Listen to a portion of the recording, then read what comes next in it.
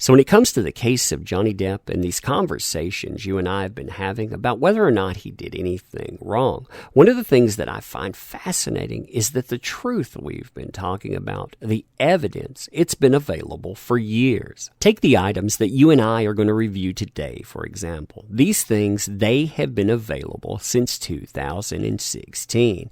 And if the mainstream media would have done its job, they would have picked these apart. They would have said, hey, this is the reason that certain things have played out the way that they have, and they would have dismissed everything. The problem is that they decided to propagate hashtag over principle, and they decided to ignore, and I mean flagrantly ignore what was out there, saying, hey, it doesn't matter what transpires. Me, I find that disturbing because we're talking about reputation, we're talking about occupation, and we're talking about something that could happen to everyone. And you know what? It shouldn't happen to anyone at all. So hey there. So today we return to that wonderful world of Johnny Depp coverage. And today we're going to cover three things. Number one, we're going to cover the text messages that I showcased at the beginning.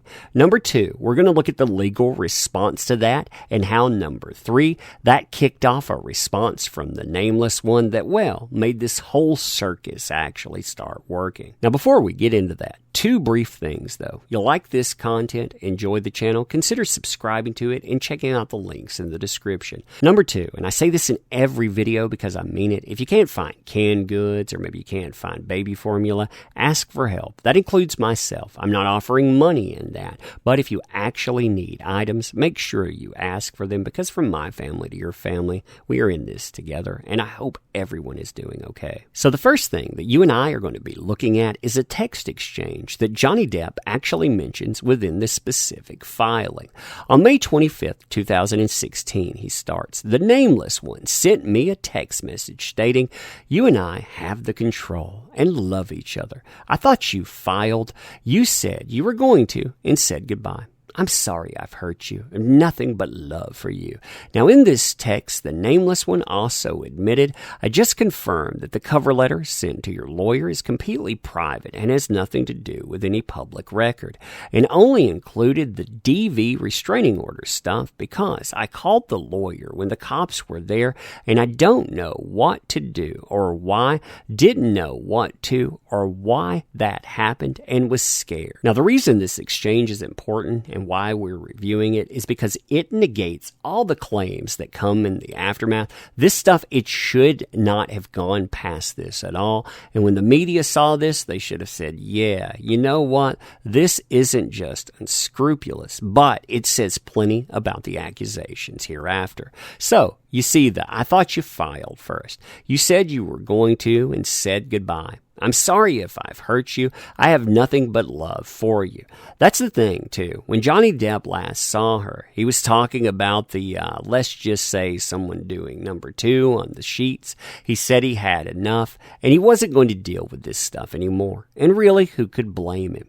Just confirmed, it continues, that the cover letter is completely private and has nothing to do with any public record. So, this kind of stuff here, we're leveraging it against you, saying, really, all of it is private, but we can include some terrible things in public if you want.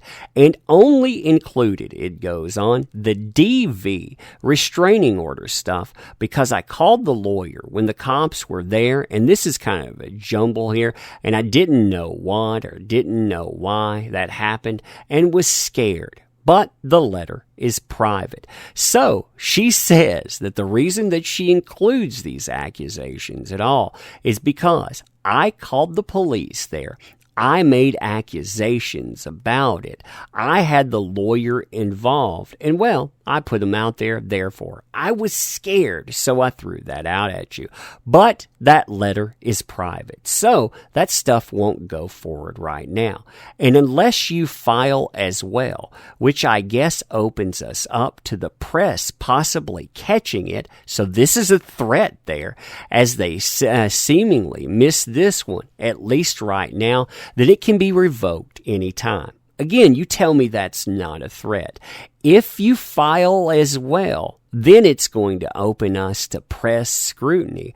But if you agree to exactly what I want, well then, all of this stuff is going to go away. Now, if you file separately as well, it's the same thing as far as being revoked is concerned, but it requires both our signatures and is a new filed public document for the record. At least that's my understanding of it. Oh, and I confirmed with the lawyer, the quick part, etc. You mentioned in the letter between our lawyers, including the date line for the response from them, wasn't something I said, asked for, even noticed, or is mandatory at all. So again, you see that she's taking away any blame for herself. She's saying that the lawyers are doing all of this, and there's the implied threat that if you don't go along with it, it's all going to go public. You know exactly how that's going to look. And you know what? The press, they have missed this, at least for the time being. Now, Johnny Depp responds in a way that I'm sure this person hasn't heard very many times in their life at all. He responds with a resounding no. No, he is not going to give $50,000 a month in support. No, he is not going to give up possessions of the residence located in downtown Los Angeles. No, he isn't going to give up exclusive possession of the 2015 Range Rover. And no, he's not going to pay the attorney fees. Now, because of that stuff, and because he doesn't want to adopt this specific narrative, a circus, it ensues. This circus basically showcases bruises that weren't there before, according to multiple eyewitnesses, over 80 videos. They weren't there before, but they're there for the paparazzi. They're there for a restraining order filing and a narrative. It begins to ensue. Now, this narrative, it talks about the two of them living together, them, of course, having no children. And during that relationship, well, she accuses Johnny of what I'm going to call DV. DV and verbal as well. She says that she endured excessive emotional, verbal, physical against him, and it included anger, hostility, humiliating, threatening any time that this person ever questioned his authority or disagreed with him.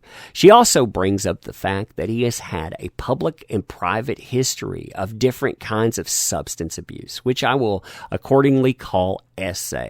Now, he has a short fuse. He's often paranoid, they go on, and his temper is exceptionally scary, as it is proven many times to be physically dangerous and or life-threatening. His relationship with reality, basically, it changes over and over again, depending on his interaction with SA.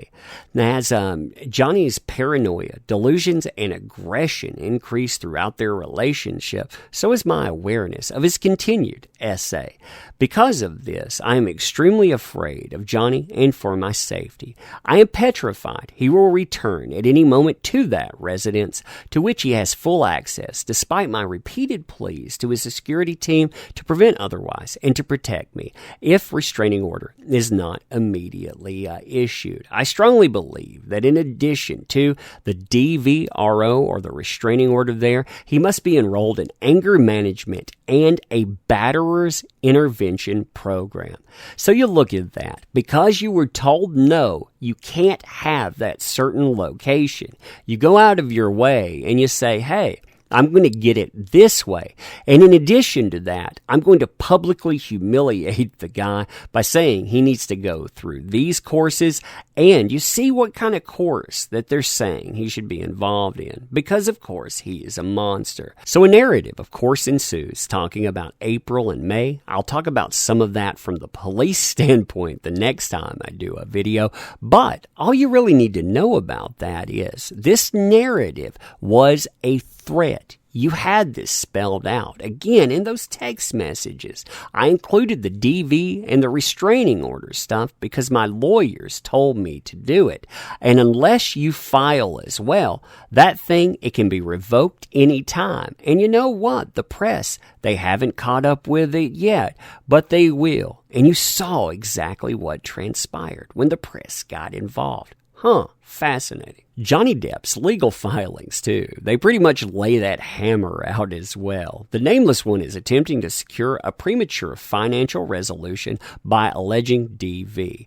Her current application for a temporary restraining order, along with her financial requests, appear to be in response to a negative media attention she received earlier this week after filing for divorce. Both of the two here are successful actors. The nameless one filed her petition 3 days after the death of Johnny's mother. There's been significant commentary on the media as to the timing, given that Johnny was very close to his mother, yet Johnny cannot protect himself or the nameless one from media scrutiny, and the nameless one's anger certainly cannot drive this dissolution proceedings. 3 days after his mom's passing. Wow, what a quality person indeed. But anyway, we'll talk about some different things in another video. We'll talk about the police response and on. But yeah, let me know what you think about this stuff. Also, I want to say thank you for showing up and participating. You do make these endeavors possible. I say that at the end of every video to remind me as much as I want to thank you too. Because you know what? You make this stuff work. I appreciate that. And I don't want to monopolize your time saying it, but I do indeed want to thank you because not enough people do that. But anyway, check out the next video. You'll probably be another one today. And like I said, thank you. Appreciate you. See you next time.